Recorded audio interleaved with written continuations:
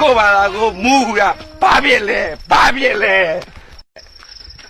တောက်လာပြန်ပြီလားဒီအရေးတွေ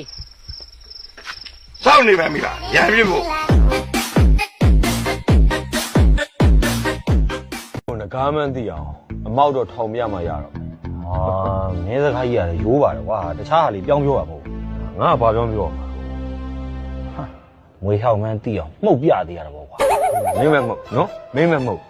ငါငကားလေးအမောက်ထောင်ပြလဲပြီးနေတာဟုတ်ကွာမင်းရှားဟုတ်ကြီး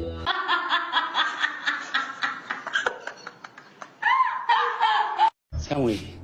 ကျွန်တော်ဒီအချုပ်ထဲကတော့အာမခံနဲ့လာတော့ ဖေးဘာလုပ်တာလဲဘာလို့3ယောက်ထုတ်တာလဲသားတငယ်ချင်းတွေအဲ့လိုခွဲခြားမလုပ်ပါနဲ့သားမကြိုက်ဘူးနော်ဖေးအဖေအဲ့လိုခွဲခြားလုပ်မယ်ဆိုတော့သားပါနေခဲ့လိုက်မယ် မင်းနေကြ